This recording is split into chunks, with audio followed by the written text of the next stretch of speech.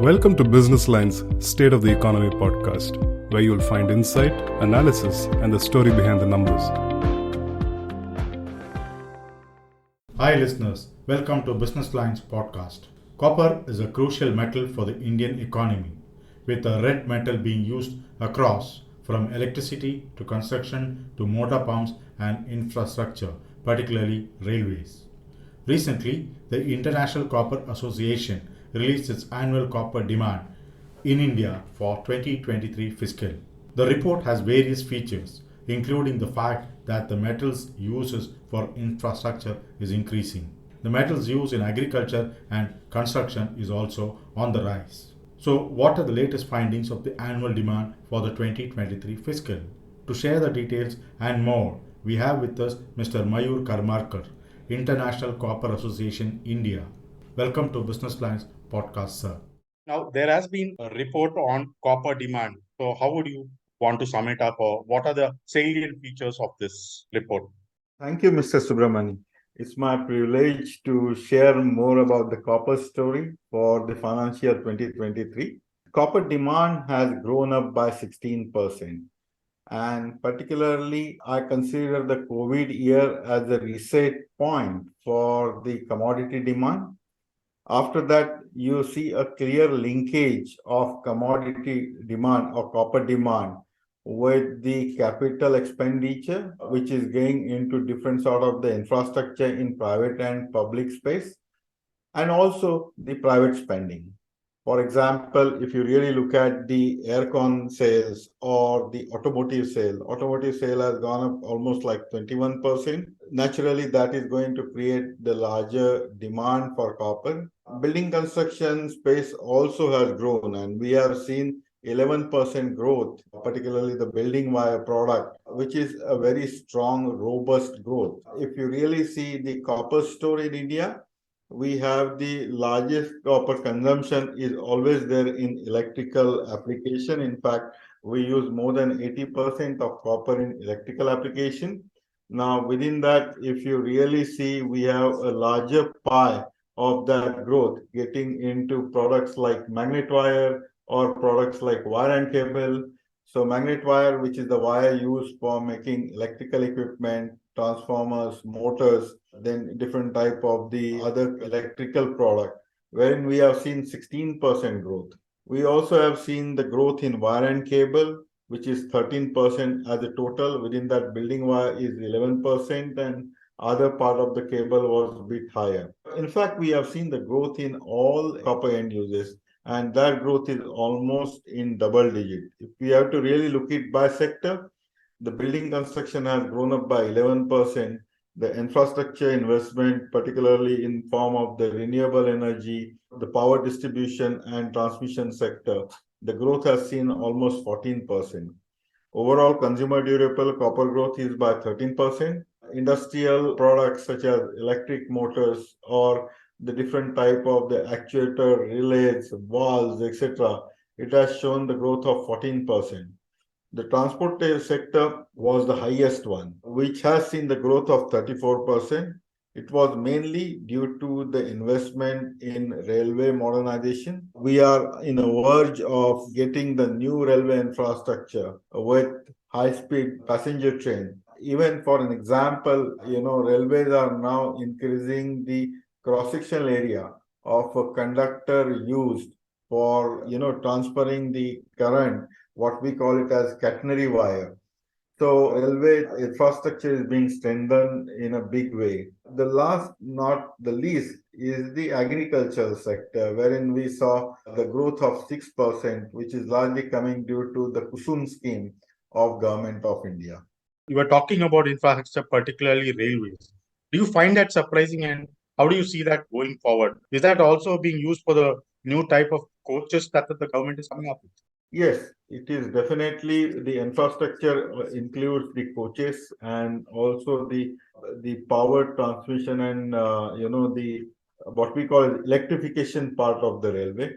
Both are seeing the growth. In fact, the number of coaches produced were more. The new coaches, which are the mostly the air conditioning coaches, which has more dense wiring than the traditional coaches. So the quality of the coaches also has improved. As a result of that, both quantity and quality is contributing to this demand growth. So, with the government planning to come up with more such trains, particularly long distance, like sleeper facilities and all, you see this demand increasing further? Demand increasing further will be there. I mean, I just want to give an example here. When China has created almost in the first phase 12,000 kilometers of high-speed infrastructure, the demand for copper required for that, I mean, if we compare that vis-a-vis what we are doing today, I think we are at the starting point of improving the railway infrastructure, because mass rapid transport, which is also the metros, adding to the growth. If metro kilometers has been added, and that kilometers also going to convert some urban transport problem, I mean, address some urban transport problem. So yes, railway in transportation sector, but even the automotive sector, we have seen the growth of 21%, which is passenger car and two-wheeler. If you see the passenger car, I mean, if you really see 10 years ago, most of the time the cars on the road were at the entry level models. But even if you see, the people are going for the mid-size cars, but they are more automated. You see the cars having the more dense harnesses now than what it used to be earlier. For an example, if you have to see the entry level cars with the highest level car, the harness density change almost 12 to 15%. So we are seeing the growth by quality and quantity even in the automotive sector. That's interesting, sir. I'm not bringing the electric vehicle part at this juncture, but if you add the electric vehicle to it, it's even more, because electric vehicle uses almost 5 to 6 times more copper in different forms, including the EV batteries. So if you add that, and if you see the pattern of growth changing further for the automotive sector, wherein the higher share of the EV going to be the future trend, so definitely transportation will become the important sector for the commodity growth, including copper. So you were talking about the consumption increasing by 6% in the agriculture sector because of the Kusum scheme. So does that mean the farmers are now looking for better motors for irrigation so that it will be longer withstanding, and also because the power consumption will be a little lower? Yeah, if you really see the Kusum scheme, it's largely decarbonization agenda there. So yes, with that, the solar pumps, which has definitely better motor, the solar pumps will be largely, not connected to grid. With that, definitely the quality of even the irrigation system. Plus, there are other government schemes which are promoting the micro irrigation or the deep irrigation together with solar pump. So with all that, definitely it's going to lead towards the sustainable farming from the energy and water use point of view. So talking about solar, the government has been, trying to promote solar power in a big way. Now, solar power generation, what sort of potential does it have for the increase in the use of coppers? Actually, in solar power, what we are seeing is that the copper growth is as a share of copper, because we're seeing larger substitution happening in solar now. For example, earlier days when the solar was new, that time per megawatt of generation, the copper usage was in some cases 4 tons plus, but now that is getting reduced to less than 3. So what we are seeing, there are three things happening. One, the solar panel size earlier, which was 300 plus of watt capacity each panel, that is going to increase by increasing more than 500 watts. Then we are seeing also the second change happening is from centralized inverter to the micro inverter or the string inverters. So these string inverters, those change in the layout of the plant itself is going to reduce the metal content in the plant. So as a result of that, we are seeing that the conducting metal requirement for solar panel is reducing with this technological trend. So I call it as the technology development, which is going to reduce the metal consumption. but the addition of the megawatt is substantial. We are talking of here 12 gigawatt, which is, if you have that simple thing like 3 tons per megawatt, 3 gigawatt we are talking is a big number. Solar will grow. With solar, copper demand will grow, but the scale will not be the same.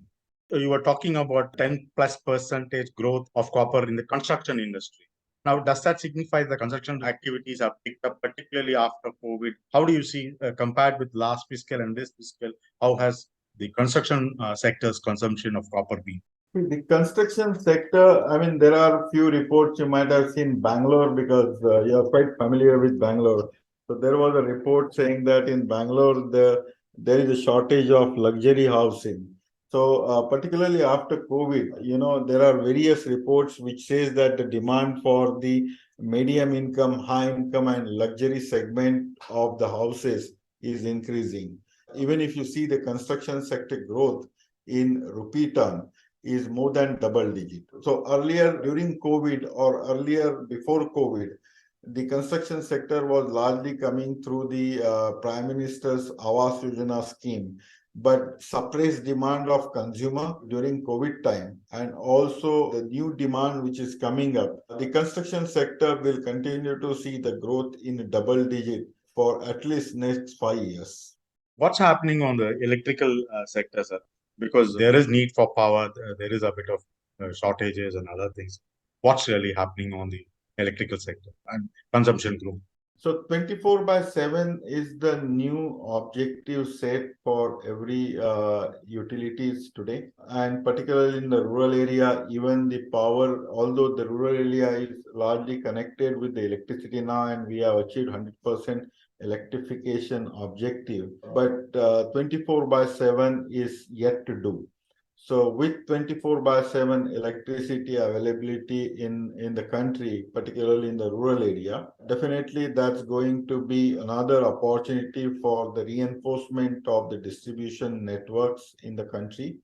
We have a huge failure rate of the transformers. There has been many efforts put by various utilities in terms of improving the overall reliability of the power infrastructure.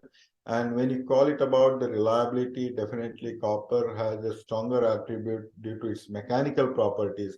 Copper would be the first choice to use, particularly when you have a very critical customer to serve and utilities see a larger business sense of serving those customers. Choices of the material will change over a period of time. This crop year, and particularly this year, the rural economy has been going through problems like climate change, particularly El Nino has set in. So, and then the Ministry of Agriculture has projected that the Kharif crop outputs are likely to be low. Though acreage under Rabi crop is good, fingers are still crossed because El Nino is likely to last until March or April. Do you see that impact on the rural economy, particularly in the use of copper? See, within a rural economy, there are two things happening. In the rural economy, the housing growth is still substantial. Today, if you see, drawing a line between rural and urban is becoming increasingly difficult. Cities are expanding and encroaching into nearby rural areas. In rural sector, largely we see the growth, which is largely coming from the housing sector. That is the infrastructure part of it. Even the rural part, the road and even in the rural area, you see the electric vehicle or two-wheeler, largely two and three-wheeler is getting largely promoted because cost of operation and the ownership of this electric two-wheeler is much lower. Be in Chennai or around Chennai, you see, or in particular in Kerala, you see larger penetration of those two-wheelers. So the electricity demand traditionally, if you really link it with the farming sector and particularly the irrigation pump set, that will be the demand continue to be there. And then depending on the monsoon, that agriculture output will vary. But rural economy, the services and the manufacturing part also now is being added. So you cannot say rural area now only is a true reflection of only agriculture output, because commercial services and also some sort of the manufacturing activity getting into rural area. The divide between the urban and rural from the economic perspective will eventually will have to narrow down, and we see those changes, particularly when you see the products used, copper products used in the rural area. They are getting into building wire, which is a very popular product, copper product in the rural area. And then we see some sort of the transportation part, various copper product reaching transportation sector there. Another important aspect of rural area is that the aspiration of the people living in rural area is continues to grow. So the industry is close by, and people getting the jobs there in rural area, having more disposable income, will also create the need for the air conditioner. I was talking with one of my friends in Bihar, and he was telling me that 10 years ago, having an air conditioner in the rural area of Bihar was considered to be a luxury, but it is becoming the necessity now. So the penetration of the product like air conditioner in rural area is also increasing. So I think the pattern of the rural growth, particularly referring to the copper product, is now more or less what is there in class 3 type of the cities. What do you think are the surprise findings or surprising outcomes of the 22-23 fiscal copper demand? I won't call it a surprise, but there is definitely the issue where industry and the government needs to work together, is about how we make the refined copper available, particularly after closure of one smelter due to unfortunate incident. We became the largely import dependent of the refined copper. Now, our country has, a more recycling capability. In fact, India, the recycling rate or the metal collection rate towards the end of life product is very high, which is much above 90% already. I was going through in my neighborhood and I saw one kabadi shop, wherein that kabadi shop was separating even 10 gram of brass from the switches, which comes as a junk scrap to him, and then he's selling those brass components separately and the plastic components for recycling. Now, aggregation of such end-of-life product is actually improving the recycling rate in a country. So we have a good recovery of the copper from the end of life. Even the people who collects the garbage, and we call it as the scavengers, garbage scavengers. So these people, by look and color of copper and brass, they separate the material. They sell the material to the informal recycling sector, which is having small furnaces of in kilos, and that remelted product is coming back into the system. As a country, we don't have a good capability of refining the scrap. That is the area where I think industry and government should work, so that to an extent we can make a refined copper available for our demand through the scrap route. At the moment, largely we depend on the direct melt of the scrap. So this is the one learning lesson, and this particularly intervention needs to be expedited in terms of meeting our future demand, so that the scrap which is available gets recycled in a responsible way. You have a products of a better quality. That is one part. And then the second part is about the import dependency. If you see in this demand study, if you see the flow of the material coming cross-border, and particularly example, the aircon tubes. Our aircon tubes total, in import has increased substantially. And this year total demand for the tubes was around 142,000 ton, out of which 85,000 ton was coming through the import route. So if we can develop the products in India, if we have the fabrication industry, we can start manufacturing these products in India and retain the value of, the value addition within a country of manufacturing.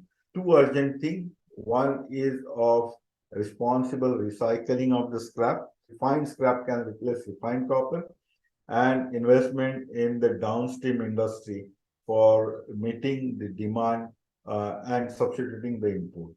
Thank you very much. Your views have been, in fact, have been very interesting, very good numbers, and very good examples of what really is happening around. Thank you all for tuning in. Until the next podcast, this is Subramani signing off.